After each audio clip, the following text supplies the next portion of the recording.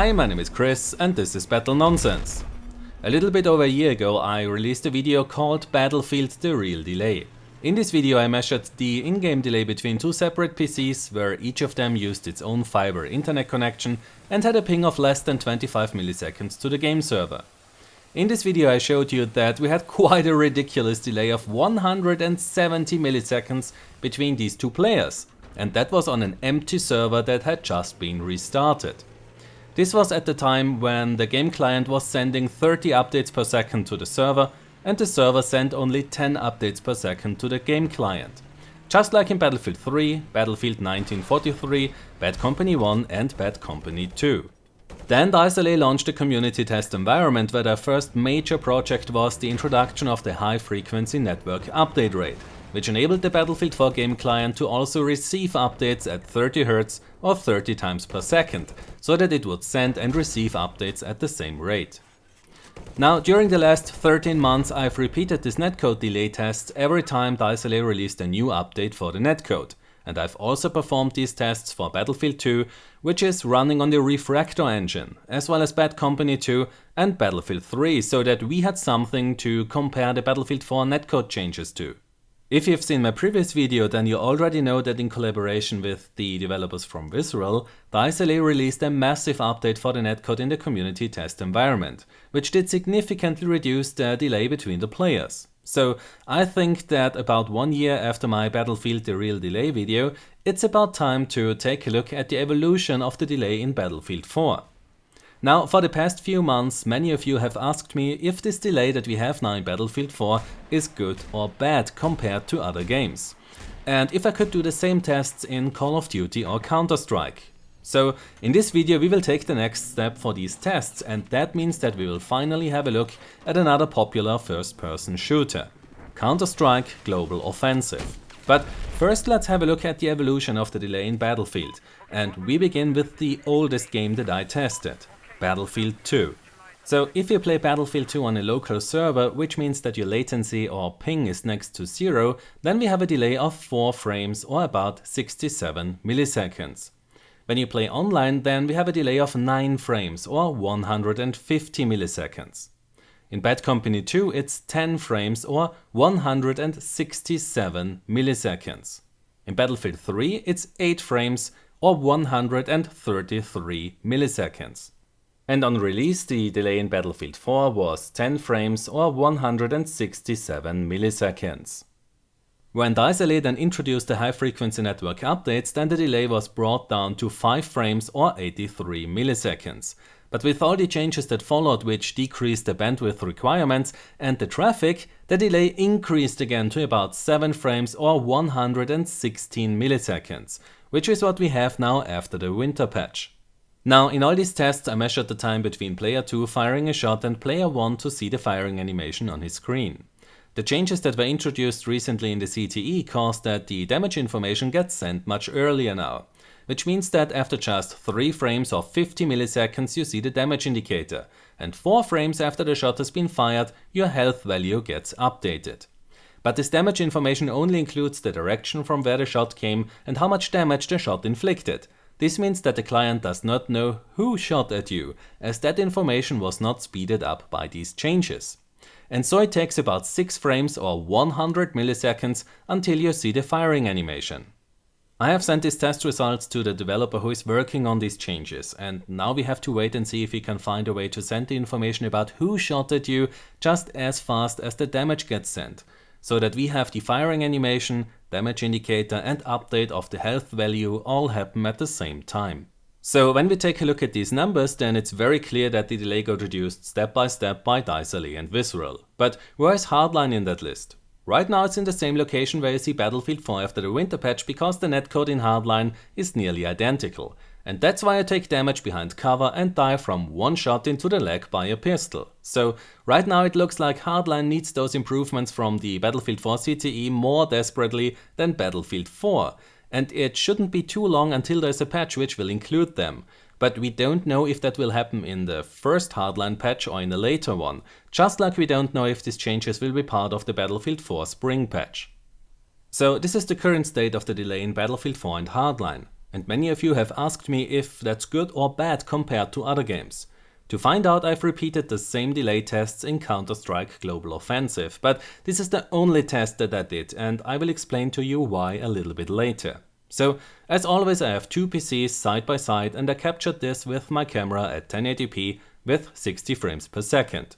I measured the time it takes between player 2 on the right to fire his weapon and player 1 to see the firing animation, the damage indicator, and get the update of the health indicator. The first test was done on 4 different servers where each of them ran at a tick rate of 64 Hz, and on each of these servers I fired 30 shots. The results for these 4 servers were pretty identical. For about 50% of the shots I got a delay of 5 frames or 83 milliseconds until player 1 sees the firing animation, and 4 frames or 67 milliseconds for both the damage indicator and the update of the health indicator. For the other half of the fired shots I got the delays of 4 frames or 67 milliseconds for the firing animation and 3 frames or 50 milliseconds for the damage indicator and the health indicator.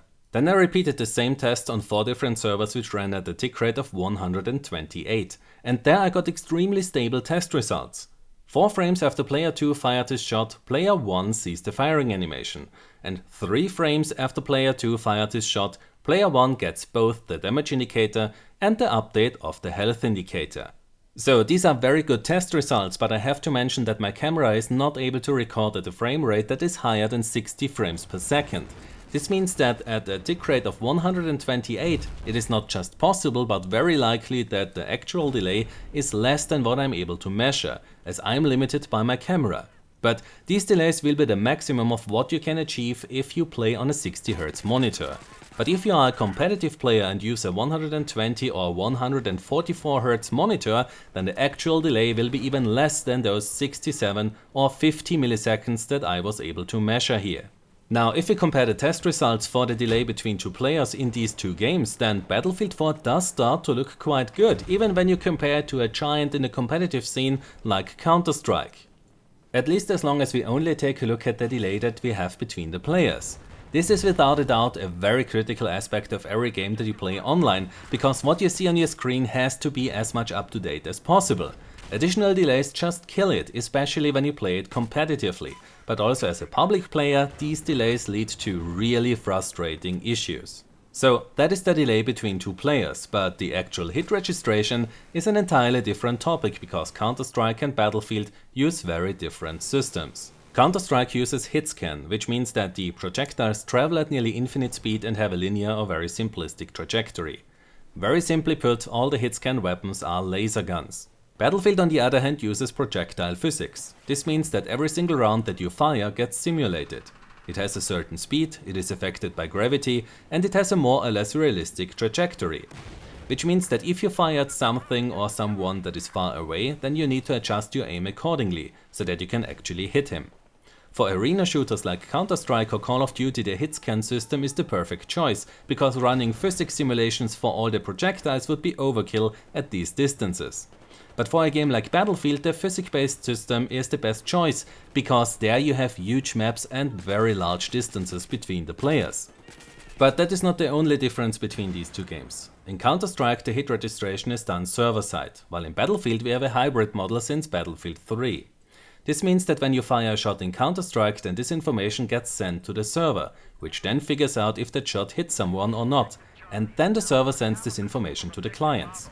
This is a very simplified explanation of the hit registration, but I want to keep this as simple as possible to give you a basic understanding of how the hit registration works in these games and why directly comparing them is like apples and oranges. So, before Battlefield 3 the hit registration was also fully server-side in the Battlefield franchise.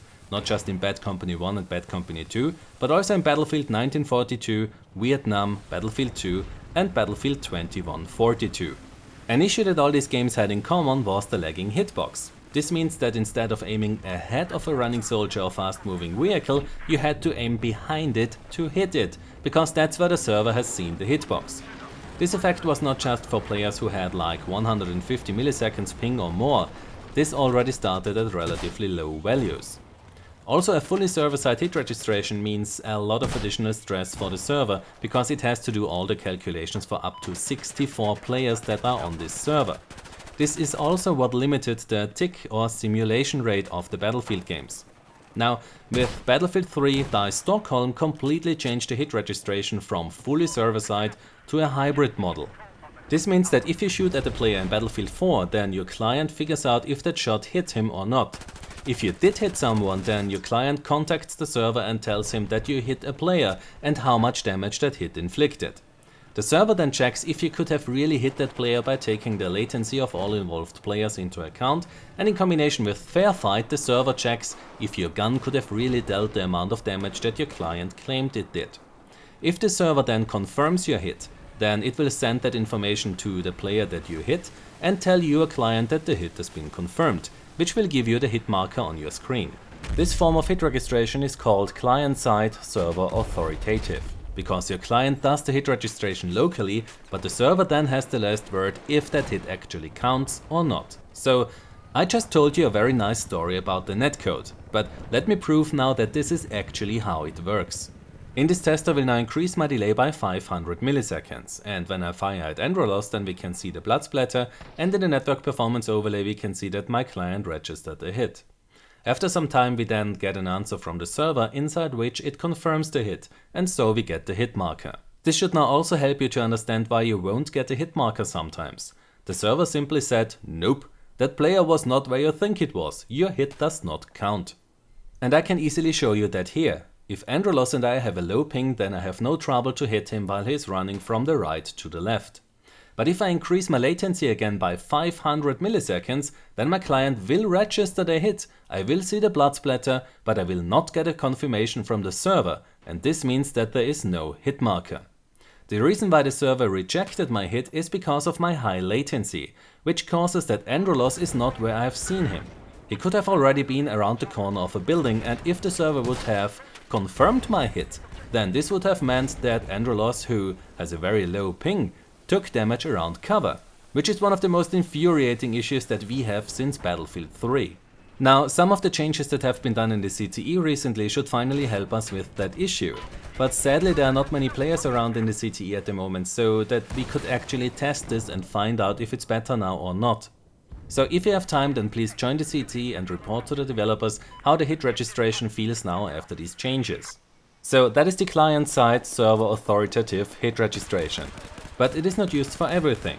Claymores, grenades, C4, the UCAV, the missiles that the pilot of the attack helicopter fires, TV missiles, the mortar and a few other things use a server-side hit registration in Battlefield 4. This means then whenever you kill someone using a grenade, a claymore, etc., then when you look at the network performance overlay, then you will only see a hit server, because the hit registration is done server-side. There will not be a hit client in the network performance overlay. So this network performance overlay is a really great tool to test and monitor your internet connection and to find latency spikes and occasional packet loss, but it's still not perfect. If I in example use my assault rifle to fire at a tank, then this will give me a lot of client-side hit markers, but not a single confirmation from the server. The reason for this is that none of these hits did any damage, so you cannot directly compare the server hits to the client hits and then say that the difference is how many times the server rejected one of your hits. If you now think that this is good for PC players but I'm on console, then I have good news for you, at least if you are an owner of an Xbox One, because this network performance overlay will be part of the spring patch for the Xbox One, as Microsoft has allowed DICE LA to include it. Sadly, it looks like Sony did not allow it, so PlayStation 4 owners will most likely not get it in the spring patch for Battlefield 4. So, comparing the hit registration of games like Call of Duty or Counter-Strike with the one from Battlefield is not something that you can do because of how different they are. At least I don't want to start and directly compare them, besides looking at the delay between the players. All these systems have their pros and cons. The biggest issue of the Battlefield 3 and Battlefield 4 netcode was not the ticker simulation rate of 30 Hz, nor that it uses a client-side server authoritative hit registration. The primary issues are, or were, the insane delay that existed between two players that otherwise had a very low ping, and how the netcode handles players with high pings. It simply did not reject the hits on moving targets by players with high pings. It was too soft on these players, and that's why low ping players received damage around cover. This softness should have been reduced in the CTE, but again we need more testers to confirm that this change actually works. Another thing that I want to quickly address is the claim that some people made that the netcode is not fast enough to actually send each individual bullet. When we take a look at the FAMAS, which is the gun with the highest rate of fire in Battlefield 4, then it's pretty obvious that at a rate of 30 Hz there is at least one tick or update for each fired round. And we can also test this in the game by firing 4 shots into Androlos at full auto and then playing the video back in slow motion. 1, 2, 3, 4. All 4 hits were sent to Androlos individually, but I should also mention that the collecting of damage issue, which caused that the damage of multiple shots was sent to the client as one update, has been fixed in the CTE. This is something that can currently still happen in both the retail version of Battlefield 4 as well as in Hardline. So after all the changes that DICE did in collaboration with Visceral, the netcode in Battlefield finally starts to look like it will be able to provide a good experience when playing on public servers, but also properly support the competitive players. But don't get me wrong, there are still issues left that have to be fixed and improvements have to be made. We also need to get servers in every region or country that EA sells their games in. In my opinion, it is almost criminal to sell online games worldwide but not care about providing servers. The situation is bad on the PC, but on console it's just horrible, and EA actively creates out of region players and high-ping players by not providing the required amount of servers. The next step for EA has to be to finally fix the situation with the server availability, while DICE and Visceral have to increase the rate at which the server can send updates to the clients, which will again remove a few milliseconds from the delay. And ultimately we have to be able to run our servers at simulation rates that are higher than 30 Hz. So in this video I talked a lot about delays, ping and latency, but what does that ping of 50 milliseconds mean that you see in the scoreboard or the server browser? When you ping a server, then your client sends an ICMP echo request. The time this request needs to reach the server depends on how far away you are from it, how much active components are between you and the server, as well as what type of connection you use, like copper cable or fiber. So in our case, the ICMP echo request reached the server after 25 milliseconds. The server then sends an answer, which takes another 25 milliseconds to reach our client. The ping that we have to the server is the round-trip time of our echo request, and this means 50 milliseconds. The reason why the latency in the network performance overlay is always higher than your ping is that for the ping we get an immediate response from the server, while for the latency the answer is not sent immediately. It can be batched with other data until it gets sent to your client. So I hope that you found this video interesting, and if you have further questions then please post them in the comments on Reddit or Battlelog. I will try my best to answer them, and I will keep you updated about the changes that the developers do to the netcode of Battlefield. If you enjoyed this video, then give it a like, subscribe for more, and I hope to see you next time.